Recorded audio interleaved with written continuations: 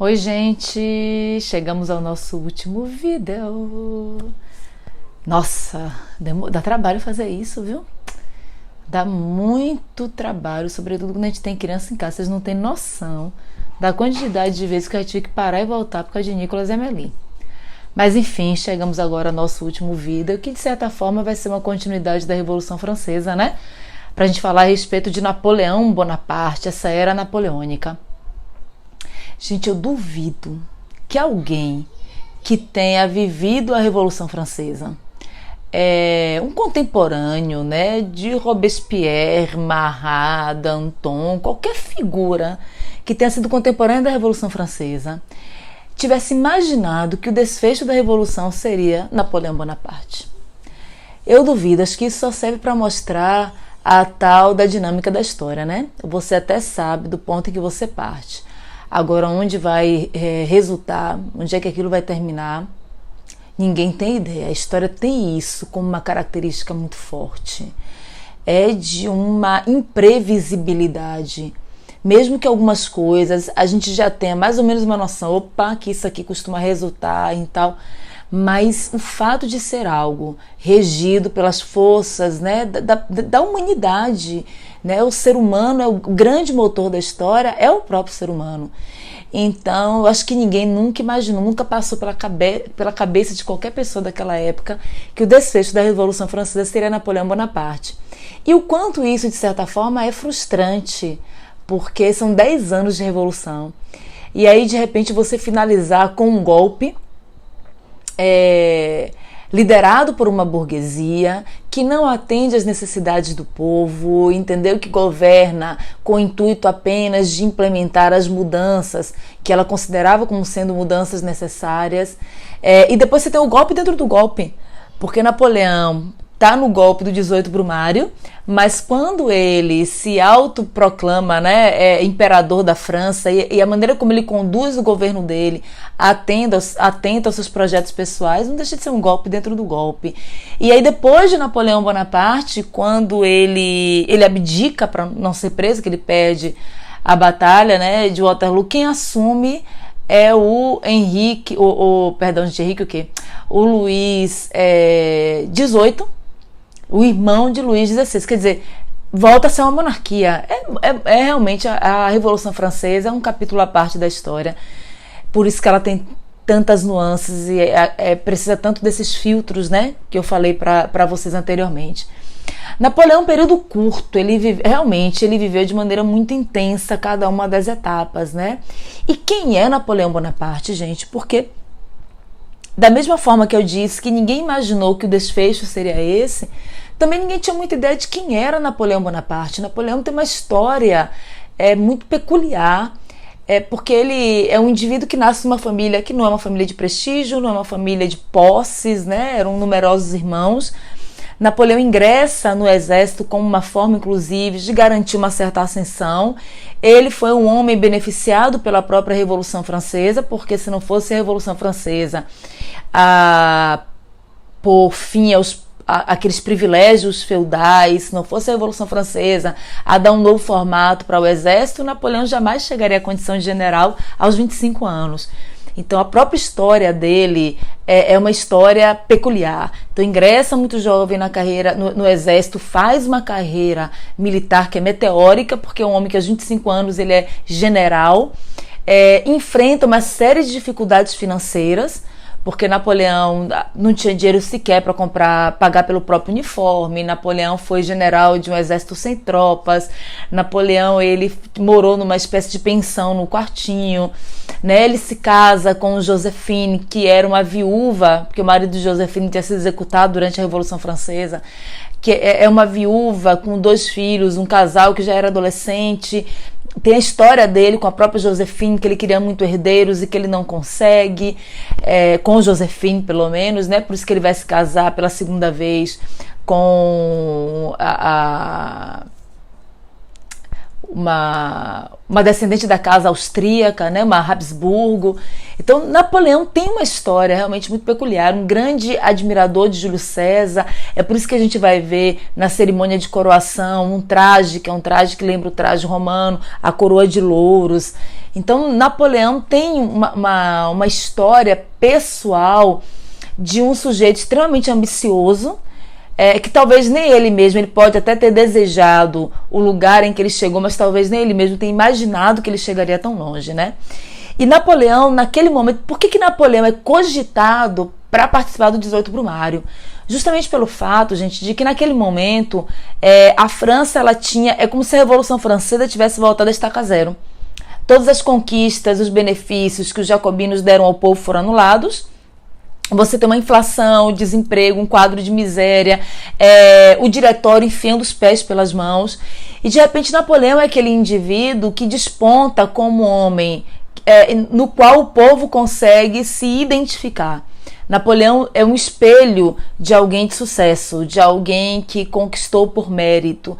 Então, o que chegava de Napoleão? Chegava o Egito, né? A luta no Egito, a invasão ao Egito, chegava a questão das batalhas na Itália. Então, Napoleão, ele vai simbolizar esse indivíduo que tem um prestígio social, porque a burguesia, ela no governo, ela foi um fiasco, então ela precisava de alguém capaz de liderar um golpe, que contasse com prestígio social para que a população não fizesse um contragolpe e que tivesse o apoio militar. Então a escolha de Napoleão, grosso modo, gente, porque a gente não tem condições pelo formato do curso, a gente precisa garantir essa qualidade acadêmica, essa excelência acadêmica, mas não é um curso sobre Napoleão Bonaparte. Então não dá pra gente esmiuçar, a gente acaba pegando alguns aspectos, a gente tem que trabalhar de maneira mais genérica para que a gente possa aprofundar outros. Porque se a gente for aprofundar tudo, o curso ele não consegue se realizar, né? Então é um curso que a gente não pode esquecer que é um curso intensivo, mas que a gente não perde essa excelência humana. Então Napoleão chega ao poder dessa forma. A primeira fase do governo de Napoleão, são 3 fases no governo dele, gente. Tem a primeira fase, que é a fase do consulado, em que ele assume, veio o golpe do 18 Brumário, Napoleão assume, junto com 2 outros cônsules. Então é a fase do consulado. Depois a gente tem a fase do império. Depois da fase do Império, Napoleão ele vai entrar em decadência e aí a gente vem, ele é preso, vai para a ilha de Elba, foge da ilha de Elba e ele vai governar por mais 100 dias. Então o governo dos 100 dias é a terceira fase do governo de Napoleão Bonaparte. Então só recapitulando, consulado, Império e governo dos 100 dias. No governo dos 100 dias ele acaba perdendo a Batalha de Waterloo, exilado de maneira definitiva na ilha de Santa Helena. Quem reassume o poder é o Luís XVIII e a França volta a ser uma monarquia, certo? Aqui, como vocês podem ver, a gente tem todas, eu fiz essa tabela revelando para vocês as fases do governo de Napoleão Bonaparte. Então o consulado, o império, a gente vai ver que Napoleão faz um plebiscito para perguntar ao povo se aceitavam ele como imperador ou não, até 1815, com a derrota definitiva, e Napoleão vai morrer em 1821. Bom, na fase do consulado, gente, que é esse período que vai de 1799 até 1804, Napoleão ele governa com mais 2 outros cônsules, mas ele vai fazer uma manobra política para que ele se torne primeiro cônsul vitalício. Então, em 1802, Napoleão se torna cônsul vitalício da França, ou seja, para o resto da vida. Em 1804, é feito plebiscito e Napoleão vai se tornar, então, imperador da França.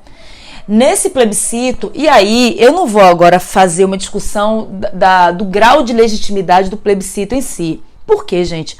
Porque no plebiscito, tendo fraude, não tendo fraude, manipulação, não tendo manipulação, mas a verdade é que 60% dos votos são favoráveis a que Napoleão se torne imperador da França. Se esse também não fosse o desejo do povo, talvez a gente tivesse um pleito e um resultado diferente. Talvez a gente também não tenha tido esse resultado diferente porque as pessoas estavam cansadas da própria revolução e queriam um pouco de estabilidade. É muito difícil você sustentar 10 anos de revolução. Na própria fase do terror, há um cálculo aproximado de que durante os 10 anos da Revolução Francesa foram 40 mil pessoas mortas. Mais de 20 mil só na fase do terror. Então é muita gente morrendo. E as pessoas, elas, em determinado momento, em que a Revolução ela começa a devorar seus próprios filhos, as pessoas elas cansam de tamanha violência. Então há uma expectativa de que com Napoleão eles conseguissem essa calmaria para que o crescimento pudesse acontecer. E aí ele assume o governo como imperador, A gente vai ver agora a imagem da cerimônia de posse de Napoleão Bonaparte, né? De coroação, de posse não, que não é presidente, mas a cerimônia de coroação de Napoleão Bonaparte. É interessante que a gente faça uma observação da riqueza da cerimônia, gente, porque a gente vê nitidamente o manto real, a cor vermelha, o ouro, né? Muita coisa bordada em ouro, as pedras preciosas, o traje, a presença da igreja. E perguntaram para Napoleão uma vez assim: se Napoleão, você governaria sem Deus? Ao que ele responde: sem Deus eu governo, sem a igreja não. Porque a igreja tinha um peso político muito grande. Ele vai limitar esse peso da igreja, ele vai buscar utilizar a influência da igreja ao seu favor. Ele chegou a romper com a igreja católica, mas ele reata, porque ele foi inteligente o suficiente para perceber que ele precisava desse apoio. A igreja na França, ela não se constituiu da noite para o dia. A igreja da França, ela caminhou lado a lado com a própria monarquia. Então, nós estamos falando ali de séculos de estabelecimento do poder da igreja católica na França. Então não era qualquer coisa que ele pudesse simplesmente dispensar assim, sem mais nem menos, né? Ele faz um movimento de ruptura, mas ele retoma uma aliança, utilizando essa aliança a seu favor, para que ele também não ficasse refém da igreja. A gente vê aqui a imperatriz, né, a Joséphine, e aqui temos o Papa Pio VII, que foi chamado para a coroação de Napoleão Bonaparte. Napoleão surpreende a todos porque ele pega a coroa que está nas mãos do Papa e coloca em Joséphine, e ele pega a coroa que está nas mãos do Papa e ele se autocoroou imperador da França. Hoje, há quem acredite que o Papa ele teria sido comunicado com antecedência por Napoleão de que isso iria acontecer. Mas comunicado com antecedência, sendo pego de surpresa, tanto faz, gente. A verdade é que Napoleão diz claramente, esse gesto de Napoleão não é à toa. E ele diz claramente, quando ele toma essa coroa, que ele está assumindo o controle da situação. Então, se ele comunicou ao Papa antes, a verdade é que todos que estão em volta desconhecem esse fato e tomam apenas o gesto de Napoleão e entendem o significado desse gesto. O traje de Napoleão também, como eu havia dito anteriormente para vocês, a gente nota a coroa de louros e também um traje, né, que remete ao Império Romano. Ele era um grande admirador de Júlio César, então essa ideia também de fazer uma associação entre o império dele e o Império Romano tem todo um conjunto, né, de nuances e de sutilezas e de simbolismos que a gente não pode ignorar, né? Ele quis se associar também à ideia de um império muito poderoso. Bom, durante a fase do Império, Napoleão ele vai adotar... Napoleão tinha um projeto. O projeto de Napoleão era fazer da França a maior potência do mundo.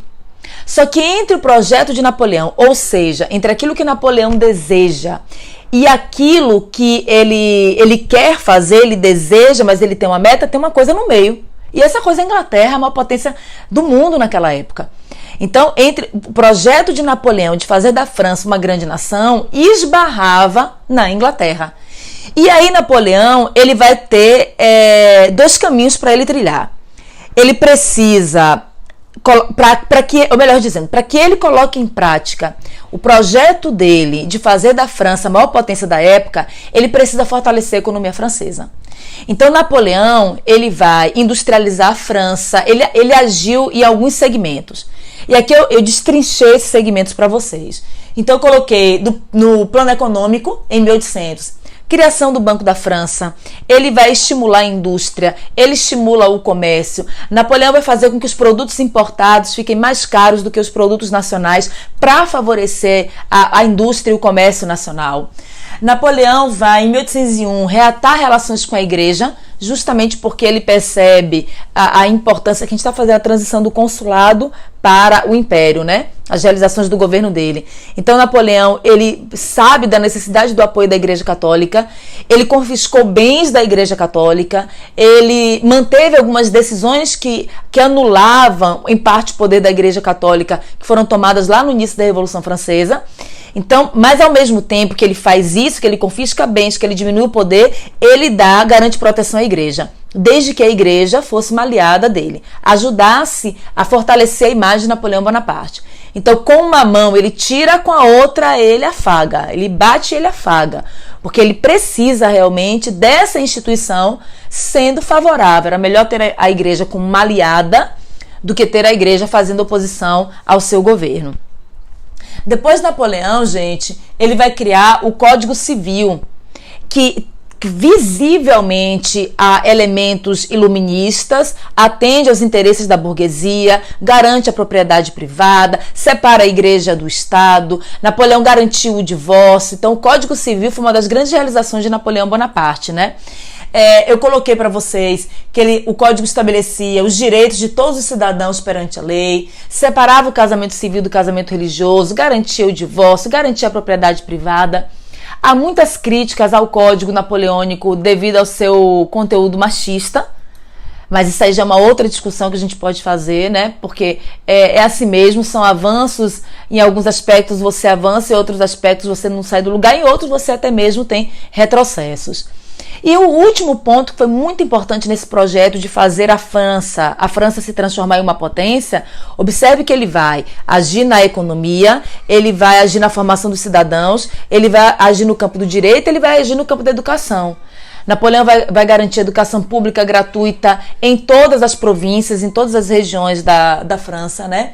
Napoleão, ele vai se preocupar em pensar a educação francesa em todas as suas etapas, então da criança até o adulto que está na universidade. Napoleão se preocupou em investir na formação dos professores. Napoleão se preocupou com a questão dos salários. Agora, as disciplinas de história e filosofia eram consideradas disciplinas perigosas, justamente pelo seu caráter crítico, pelo seu caráter analítico. Aqui a gente não está desqualificando as outras disciplinas, não. Mas Napoleão fez uma leitura correta a respeito de história e de filosofia, como sendo as duas disciplinas que poderiam atrapalhar os seus planos, justamente porque estariam dispostas a fazer uma análise crítica do seu governo. Então essas duas disciplinas, Napoleão vai interferir no programa didático. Então é ele quem vai estabelecer o conteúdo que seria lecionado em história e em filosofia. Quando a gente olha a maneira como a Napoleão ele vai agindo, a gente percebe nitidamente que ele está caminhando para um projeto maior, que é a consolidação da burguesia no poder político. Então, embora ele foi colocado no poder pela burguesia, ele sinalizou para essa burguesia que ele pensava de maneira autônoma, mas ele não vai romper com a burguesia. Ele vai criar medidas para tranquilizar a burguesia e para favorecer, sobretudo, do ponto de vista econômico, né? Para que o desenvolvimento econômico favorecesse a própria burguesia. Aí eu coloquei aqui para vocês na política externa. A coisa que mais se cobra de Napoleão Bonaparte, aqui no Brasil, por exemplo, é a questão do bloqueio continental. Por quê? Porque o bloqueio continental se liga à nossa história em função da vida da família real portuguesa.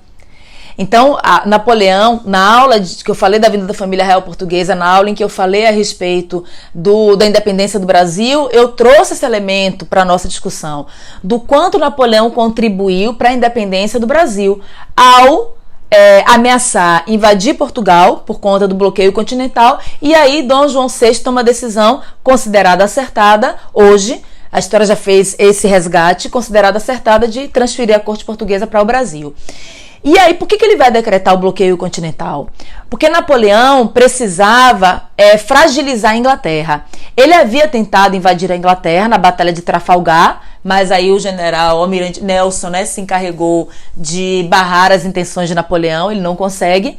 E a Inglaterra sempre teve uma grande vantagem, que era, pela sua localização geográfica, ela está separada do continente, é uma ilha, e ela sempre teve o cuidado de preservar o seu território.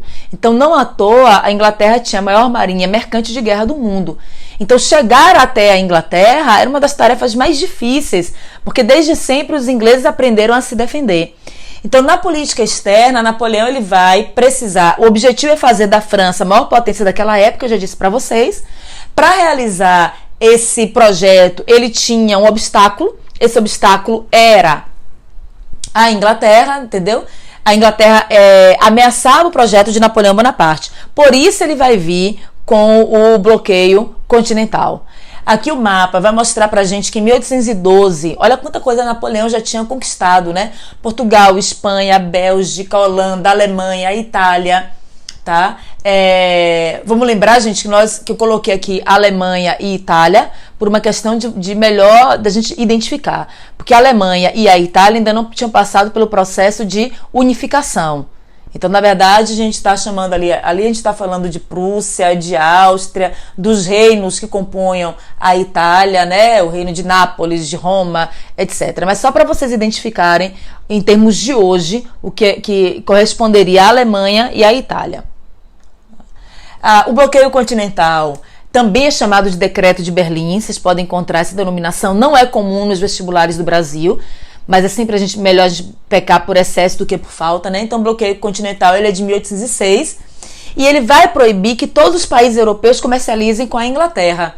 Até aí, tudo bem, tá todo mundo proibido de comercializar com a Inglaterra, quem descumprir o acordo pode ser invadido, vai ser invadido. A questão é, ok, Napoleão, a gente não compra da Inglaterra, a gente vai comprar de quem? A França vai fornecer? Então o bloqueio continental, gente, assinala também o início da derrocada de Napoleão Bonaparte, porque ele dá um tiro no próprio pé. Porque você imagina que a Rússia, que é um dos primeiros países a romper com o bloqueio continental, a Rússia ainda tinha características feudais. A Rússia ela nem sonhava em se industrializar. A Rússia dependia muito dos produtos ingleses. Então, para a Rússia parar de comprar da Inglaterra, era preciso que a França fornecesse. E a França não tinha como, porque a França estava iniciando o seu processo de industrialização. Então, faltou a Napoleão a capacidade de analisar o impacto do bloqueio continental. Talvez ele tivesse imaginado que duraria pouco tempo, que ele conseguiria dominar a Inglaterra mais rapidamente. Mas, enfim, o fato é que ele não tinha como sustentar o bloqueio continental.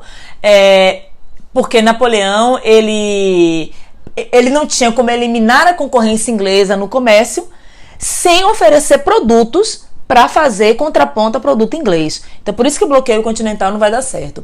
E os países os países europeus dependiam muito dos produtos industrializados ingleses, né? Portugal, Espanha, a própria Rússia. Então, não era tão simples sustentar o bloqueio continental.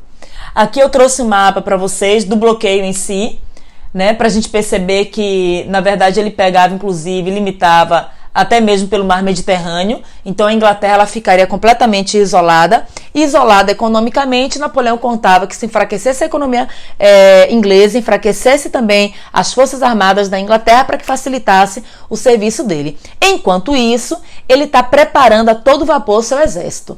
Então Napoleão trabalha algumas frentes, né? Cuida da economia da França, cuida da educação, cuida das questões sociais, investe no exército e está ali bloqueando a Inglaterra, achando que conseguiria o seu grande objetivo de fazer da França a maior potência da época. Né? Em 1812, a Rússia vai romper com o bloqueio continental. E como Napoleão havia dito que as nações que não cumprissem com o bloqueio continental, ele iria invadir, e ele já tinha feito isso, porque em 1808... Napoleão, em 1807, no final de 1807, início de 1808, Napoleão invade Portugal, porque a família real portuguesa rompeu com o bloqueio continental, né? É a história da fuga que a gente já estudou, que eu não vou retomar aqui agora. E aí, em 1812, ele parte na campanha contra a Rússia. Quando Napoleão partiu para essa campanha militar, gente, ele tinha feito um cálculo diferente. Ele imaginou que, na verdade, ele conseguiria invadir a Rússia, resolveu o que ele tinha que resolver e retornar antes do inverno. O que Napoleão não contava? Com a tática da terra arrasada que seria adotada pela Rússia. Então, na verdade, as tropas de Napoleão avançavam, só que elas avançavam em território russo e encontravam as cidades completamente destruídas, sem alimento, sem água, sem nenhum tipo de infraestrutura. Então, o exército de Napoleão não tinha como se reabastecer. E assim ele seguia. Então, quando ele chega até Moscou, a situação do exército já é caótica. Né? Ele enfrenta algumas batalhas e no final, quando ele retorna, ele pega um inverno de menos 40 graus. Então, a situação fugiu ao controle de Napoleão. Ele planejou uma invasão, mas ele encontrou um cenário que ele não havia calculado. E por conta desse cenário que ele não havia calculado e pelo fato de que ele não recua, ele segue adiante, ele paga um preço muito alto com a invasão à Rússia. Tanto é que a gente não fala de guerra, a gente fala de invasão, né? Não consegue abastecer os países, né, sob seu domínio, por isso a Rússia vai furar o bloqueio continental. Ele começa, então, a sua campanha militar Aqui a gente tem o ponto de partida de Napoleão, né? Saindo de Paris, né?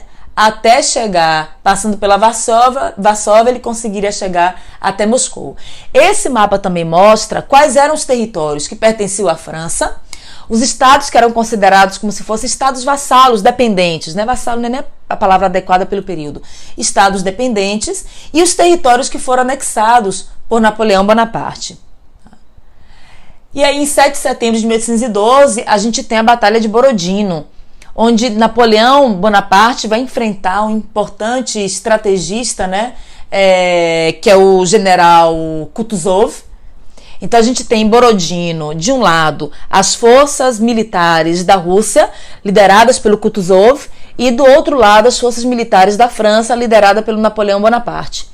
Foi uma batalha extremamente sangrenta, ela é considerada até inconclusa, né? Porque, na verdade, embora a França vença, é como se vencesse, mas não levasse. Morre tanta gente, é tão desgastante que é até complicado a gente falar de que alguém saiu vitorioso, né? Isso é uma outra discussão que se pode fazer a respeito da guerra, porque numa guerra, na verdade, todos perdem, né? Ainda que exista um lado declarado vitorioso.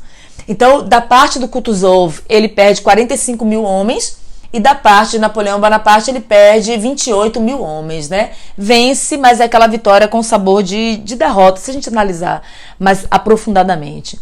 Depois a gente vai ter aqui a mesma imagem, né? Da Batalha de Borodino, né? Aqui tem um gráfico que mostra o horror da retirada em Berezina, né? Essa imagem que vocês veem aqui ao lado, gente, desses homens nesse rio já com blocos de gelo, eles eram chamados de sapadores, né? Eram os caras que abriam trincheiras, que abriam o caminho, e aqui eles estavam construindo uma ponte para que o exército de Napoleão conseguisse atravessar o rio, porque do contrário, como estava congelando, ele não teria condições de fazer isso, né? E ali vai mostrando as perdas ao longo do retorno de Napoleão Bonaparte, né? A queda na temperatura também, então ali Moscou, Borodino e assim sucessivamente, né?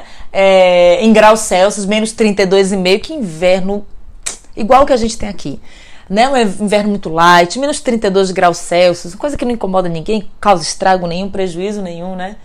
Foi bem difícil mesmo esse processo de retorno das tropas de Napoleão Bonaparte.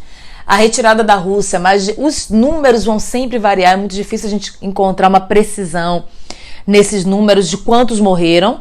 Então, há livros que falam de um exército de 500 mil soldados, voltaram 400 mil, morreram 400 mil, só voltam 100.